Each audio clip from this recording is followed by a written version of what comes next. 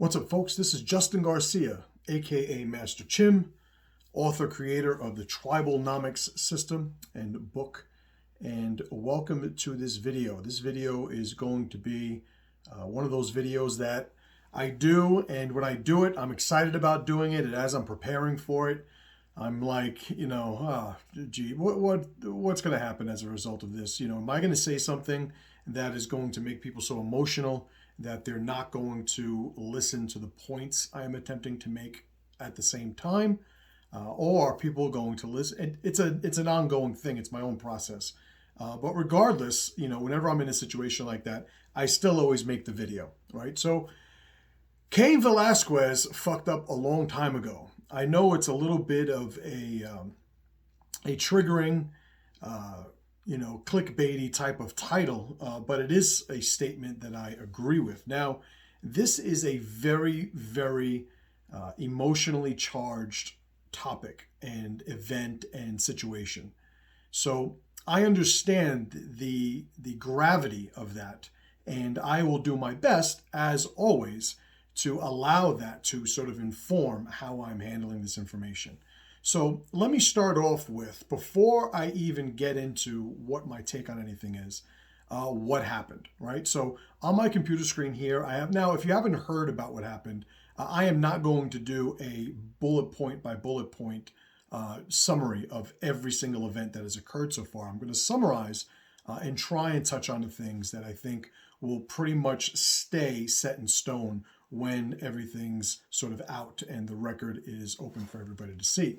So basically, 5 days prior to a shooting in which Cain Velasquez was arrested, a member of the daycare owner's family, Cain Velasquez and his wife have one of their children, at least one of their children, in daycare. They have 2 children. One of their children, it was released that it was his son.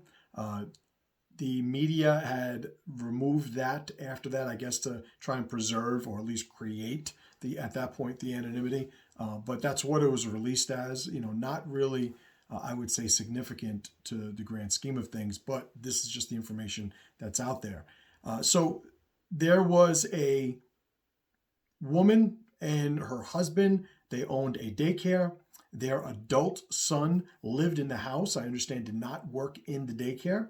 And 5 days prior to this event that led to Cain Velasquez getting arrested, he was charged with molestation, like lewd and I don't know the actual legal the legal charge. I don't have that document up, but he was basically charged for molesting, from what I understand, at least the child of Cain Velasquez. So 5 days after that, Cain's after him in a truck.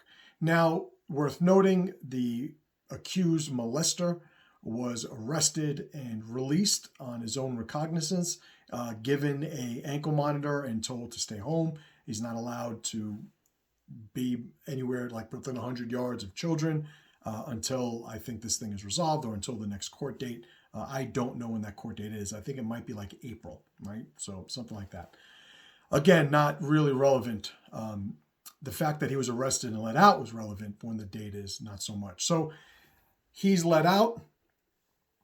Cain Velasquez, I don't know if it was a day after, the day of, the day before. That information I don't have, but basically went to the parents, the owners of the daycare's home, where I believe the daycare was, followed them from, it says here, I'm reading the statement of facts, Detective Joel Martinez's statement of facts. And I'm trying my hardest not to, go point by point. Basically, Cain Velasquez followed the parents. They picked up the son. Whether they had the son in the car already when they left their home or they stopped to pick him up, I've heard conflicting reports. Again, not really relevant. Somewhat, if you consider that Cain saw the parents and followed them to go and find the son, sort of lends itself to a position of he was, in full understanding of what he was doing. He was scheming, as you could say. But whatever, he's following them. At some point, he shoots at them, multiple locations along this 11-mile pursuit. He winds up missing the accused molester who was sitting in the passenger seat, and he hits the accused molester's stepfather who was driving, non-life-threatening injuries, but shoots him. Discharged, I don't know how many rounds. They said that eventually they got reports of, multiple people reporting that a vehicle was shooting into another vehicle. Eventually they got Cain. When they got Cain, he was arrested without incident. They did find a magazine in his pistol, and it had, I think, 9 rounds in a 10-round magazine. Then they found another magazine in the glove box that had 3 rounds, 10-round magazine. It was said that there were multiple, shell casings found at, multiple sites along that pursuit. He had also, prior to, I guess, and this I didn't find anywhere, like how did the pursuit end? Did it end with a bunch of shots and somebody screaming? Did it end when he hit the vehicle with his own vehicle, which he did? That I'm unsure of, but he hit the vehicle, shot at them multiple times, was trying to obviously get at the guy, and didn't. Wound up hitting the driver, the guy's stepfather, in the process. So that's pretty much the backstory. So now, how did he fuck up, and what could he have done differently? At the scale or in the context of the event itself. So, strategy versus catharsis. This is a concept I talk about a lot, especially with coaching students. And the idea behind it is we should not be doing things that make us feel better when those things are also affecting our pursuit of mission.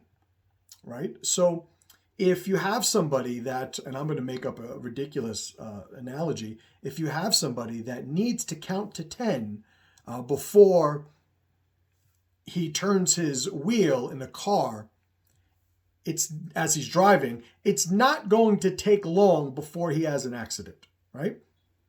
Because what he needs to do in order to be able to do the other thing, they don't match up. They don't match up timeline. It's not sustainable. It's not a practical, thing. So a lot of people have cathartic rituals or cathartic, deficiencies, we could say, in place of where strategy should be installed, right? So Cain Velasquez, specific to him now, he was looking to shoot the guy that allegedly molested his son. I get it. I have 4 children. I have 3 sons and a daughter. I understand everybody that is, supporting the free Cain movement and all that. Like, I get the idea, the sentiment behind your position. That is not what I am debating here, because I get it. May have mentioned that.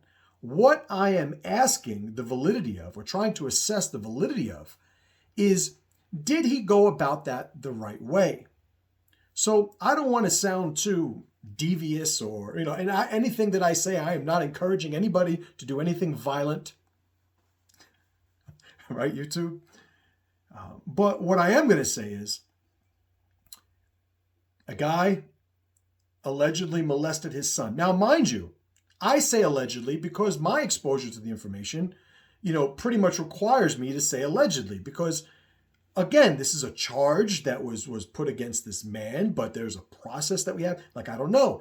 All that being said, Cain himself might have more information where it's not as ambiguous as it is for we who are just observing with the information that's being provided us. So that is something that is worth noting.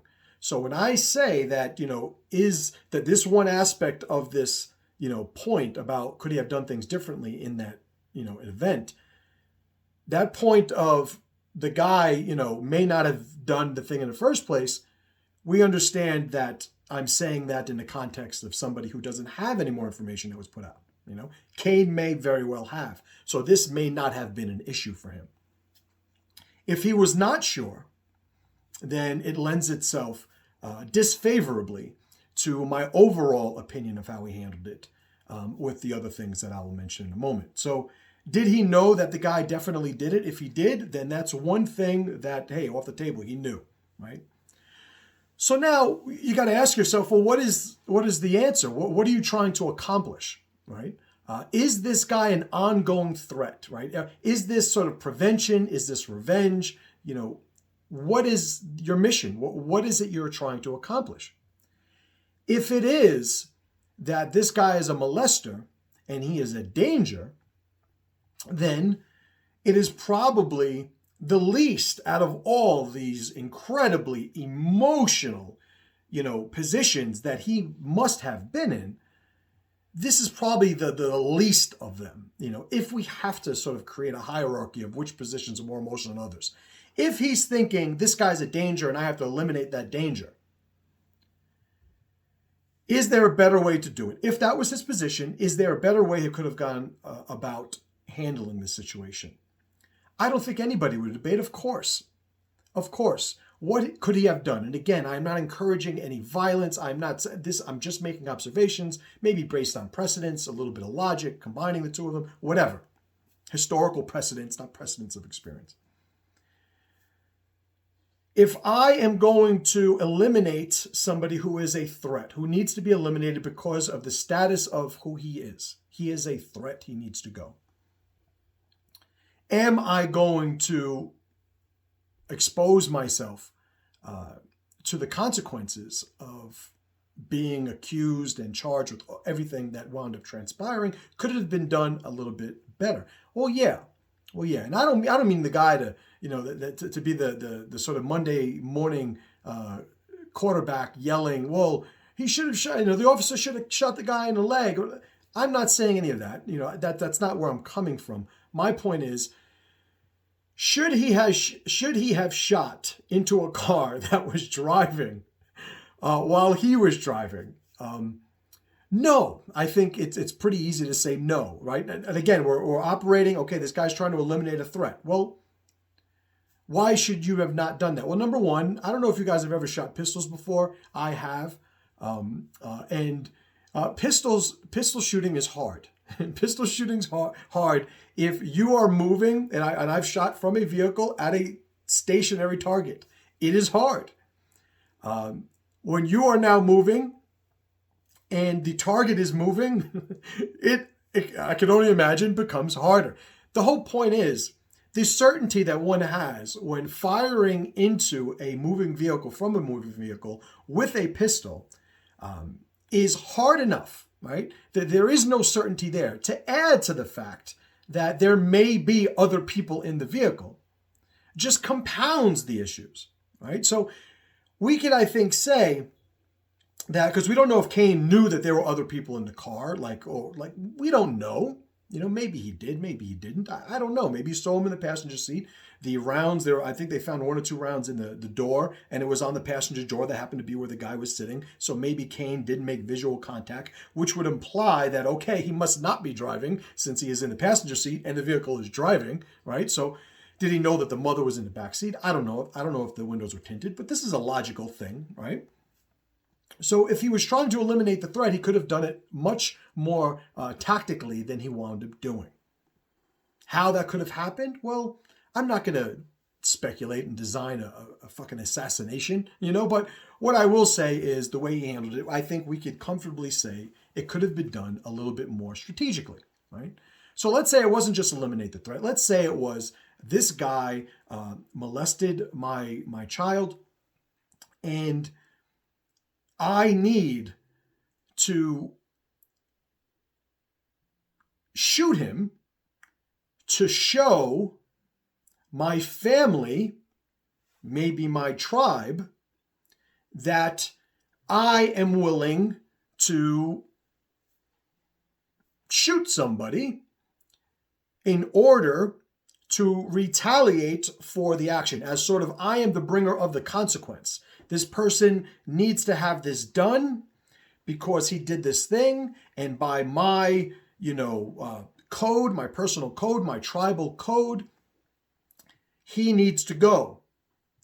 I'm the man, I'm the father, I'm the husband, I'm going to go and do it. Maybe that was his reasoning. If that was his mission. If that was his mission based on that reasoning, could he have done a more strategic, tactical job of what transpired? Again, not to go back and say all those things all over again.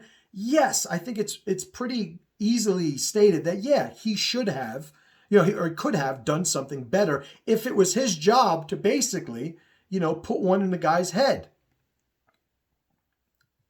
How do we know he could have done a better job? Well, number one, he didn't kill the guy. He didn't shoot the guy. He shot somebody else. He shot the car. He shot at multiple locations. He rammed the vehicle and didn't disable it. Like, there's a bunch of things that just were done poorly, right? Were done unsuccessfully, So could he have done a better job if it was his job to basically be the executioner? Because that was the consequence, according to him and his tribe's code. Yes, he could have done a better job.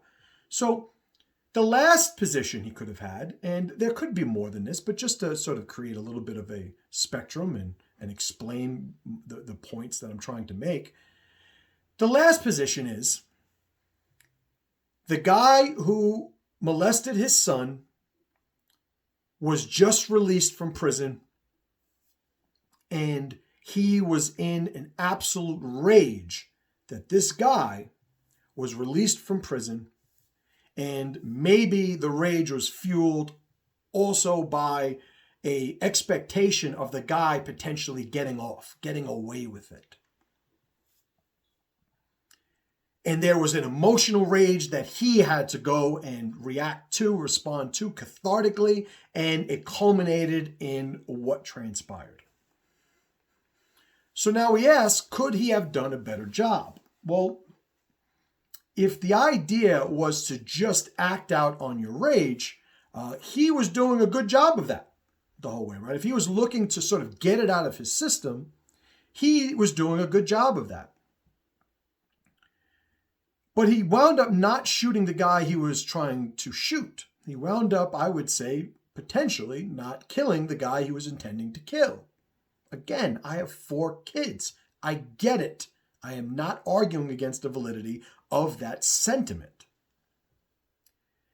But if he was doing this cathartically, did he wind up getting catharsis? Well, here's the thing that I think some people won't, think of or realize at first glance. Yeah, he did. He did. He got it out. What's my proof for that? He wound up getting arrested and had absolutely no incident with the police. Went and just, that the firearm he had was registered to him. Like, they took it. They read it, no problem. He didn't freak out. He didn't do an OJ, driving down the fucking highway. Any of that. He was functional, and his dealings with the police at the time of his arrest reflect that. So it looks like he only did a good job if his job was to get that rage out. He didn't handle the guy. He didn't avoid compounding the problem, which when you shoot the wrong person, by the way, the stepfather, he didn't molest anybody's kid, right? If we don't have any information that he's also a perpetrator or that the mother in the backseat was a perpetrator, we don't have any proof of that. I'm of the mindset, by the way, a little side note, that pedophiles cannot be cured. Pedophiles, there is no therapy to fix a pedophile. There was a somewhat controversial video that came out a couple of years ago where a psychologist, a young lady, made the case that, this is their sexual orientation. This is their identity. It's not something that they're choosing to do. It's just a part of who they are. And a lot of people were up in arms at the time because they said, no, that's bullshit. You're trying to normalize, whereas, maybe my biases and lenses are a little bit different. But when I first heard that, it was like, yeah, that's kind of what I thought the whole time. There is no fixing them, right? I think anybody that victimizes children in a society needs to be eliminated. Eliminated is a very open-ended word, but apply it as you will. So back to this situation. So he could have handled it a lot more tactically. There could have been planning. There could have been tribal recruitment. There could have been a little bit of patience. There could have been a lot of different things. But all those woulda, shoulda, couldas aside, what happened had happened. And I am very empathetic towards his position. The people that are out there supporting, free Cain and that, and then he was denied bail on top of that. Why? Because he was determined to still be a threat to the community. Like, the people that, and he wasn't even let out on bail. Like, again, I'm not a lawyer, but listen, I'm not even saying the people that are arguing this don't agree with what I'm saying, but I'm not connected to the situation. I'm just an observer. I never met Cain Velasquez. But, the guy was driving a car, shooting at another car, and hit somebody who wasn't even his intended target. Like, there is a little bit of logic to support that. But if I'm Cain's boy, if I'm, connected to, I'm an ally of Cain in any way, I'm out there with a free Cain t-shirt like anybody else. So by all means. Now, let's get away from this specific situation and move towards, for a moment, if we can, how they got into this situation in the first place. How did Cain Velasquez and his wife get into the situation in the first place? Okay, so let me ask you guys something. Why isn't the mother taking care of the kids? Why isn't Cain taking care of the kids? Why is there not a live-in nanny or preferably a relative staying in the home and taking care of the kids? Why isn't the kid at least in the home of, a family member at least, going down the sort of sliding scale of certainty of making sure that your kids are safe? Cain Velasquez fucked up a long time ago. His wife fucked up a long time ago.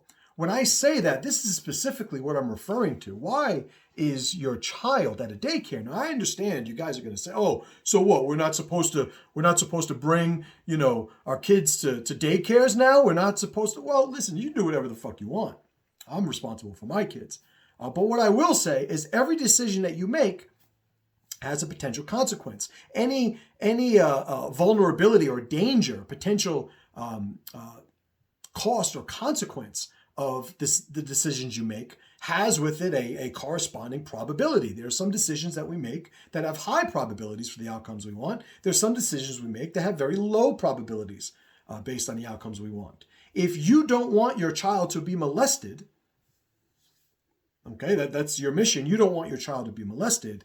It's like, okay, should you have your child in a daycare with people that aren't related to you? No, I'm going to go no with that one if I don't want my children molested. If I have to have, for whatever reason, whatever the logic is for that, my child in a daycare, should I accept the fact that their live-in adult child is going to be or going to have access to my child or children?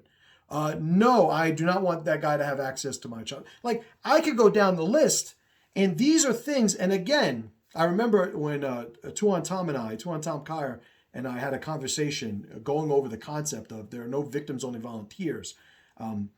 This was really at the foundation of it.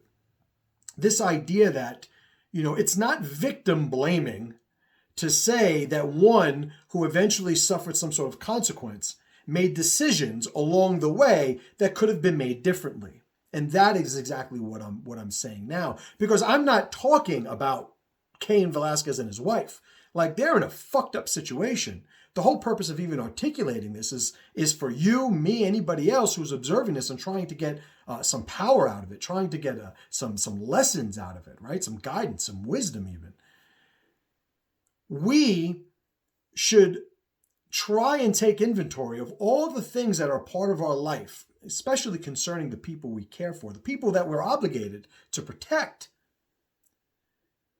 What are the things that we do in order to sort of check those boxes of our obligations? And are those things the best probable choices that we can make when looking to increase the probability of success, of a successful outcome. It's like if somebody's a cokehead and he has a son and he wants to do coke. I don't know anything about coke, so if I sound like a fucking idiot, that's something I'm grateful for. He wants to do coke. He has some coke. He sees his kid there and he says, you know what? Should I do the coke in front of the kid or should I do the coke in my bedroom? And he goes, you know what? I'm going to do the coke in my bedroom. Good decision. Good choice. Should he do coke? No. Should he, there's a bunch of no. But in that one choice, should he have done it in front of his kid or done it in the bedroom? He should have done it in the bedroom. So there are choices that we make at every turn in our life. And all I'm saying is, if you're somebody who is in charge of protecting children, your children, even more so, what are the decisions you're making? Why are you sending your children to daycare? Why is your wife, the mother of the children, not taking care of your kids? And before you guys, those of you that are, oh, that's sexist. Okay. Like if you're watching, I don't even know, we're like 25 minutes into this video. If you're watching me, Master Chim, Justin Garcia, TRIBALNOMICS, 25 minutes into a video, if you don't know what the fuck I'm about, then you went down the fucking wrong way. Go back to one of your fucking home improvement videos or something. Women, mothers, should be the primary caregiver for young children. This is fucking biology, people. So you could say, yeah, well, my family can't do that. My family, I work, my wife works, we have to cover our bills. And I don't mean to get into all the debates I might have with individuals on all those points that they're making. That has nothing to do. That's an aside for now. But what I'm going to ask is, regardless of what your position is on that, are you telling me Cain Velasquez couldn't afford to have his wife take care of the children? Are you telling me Cain Velasquez, who I checked prior to this, is worth over $4 million, lives in $1 million home, or at least did a few years ago when it was up for sale? Are you saying that he can afford to have a live-in nanny? To have abuela take care of the kids? Of course he can. So here's another observation. The aquarium normalizes dysfunction. The aquarium normalizes dysfunction. The aquarium, what is the aquarium? The aquarium is the artificial, man-made reality that we all live in society. Think about it. Those of us that were raised in the city, watch somebody who wasn't raised in the city walk down a city block. And they look like the deer that I see here now that I live in the mountains, walking, in the street where there's cars and everything. They look like deer in headlights. They don't have the reps. They're not trained to be able to sustain themselves functionally because they haven't been exposed to it. It's not that they're retarded. It's not that they're,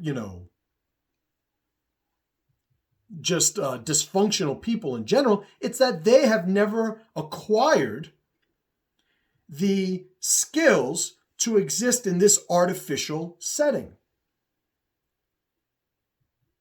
You got to understand that there is nothing about the aquarium, about the artificial society and all the people that control it, that is designed for the general well-being of all its inhabitants. The people who are making decisions that create the aquarium want one thing and one thing only: control. Control in the form of power, in the form of wealth, in the form of a lack of accountability. This is what these people want. So the aquariums that they design, maintain, create cannot be expected at default to give a shit about you or your family. Why do so many people send their kids to daycare? Because that's what we do. Just because it's normal doesn't mean it's natural. Just because it's normal doesn't mean it's natural. Normal is not a synonym for moral, for ethical, for right. Normal is a mathematical designation. It has to do with statistics and distribution. It's like the tallest guys are 7 feet tall. The shortest guys are 4'1". Well, what is normal height? Normal height just means we take everybody, we average it out, maybe 5'7". I don't fucking know what it is.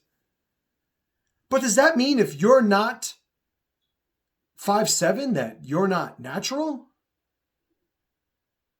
Let's say that you go to a small village in the middle of Africa and everybody's 7'5". 7'5", and that village is very normal.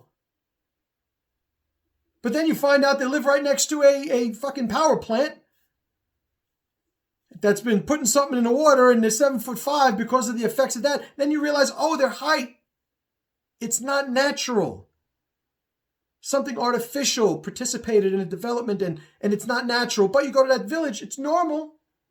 We got to be able to distinguish those things. Well, here's the thing. If you're raised in the aquarium and you do nothing outside of the aquarium in order to sort of connect with these transcendent values, these things, these unshakable positions, religion, philosophy, personal code, tradition that transcends, the aquarium you're living in right now, like old customs and whatnot. Like there are plenty of things that anchor one to values that are immune to the effects of the pressures that the aquarium is going to place on you. The aquarium normalizes dysfunction. So by saying normal, what am I saying? I'm saying the aquarium is going to make everybody do what the controllers of the aquarium want them to do, regardless of whether or not it helps them. You ever see these people who have cats and the people are vegans, crazy vegans? Crazy vegans are a subset of vegans, right? So they're the crazy vegans, the crazy vegan cat owners, crazy vegan cat owners who try to give their cats vegan diets also. Cats get all sick and stuff. Same thing happens with dogs. Like, this is dysfunctional behavior. It's dysfunctional behavior. Your intentions have very little to do with how reality is going to react to it once you apply it.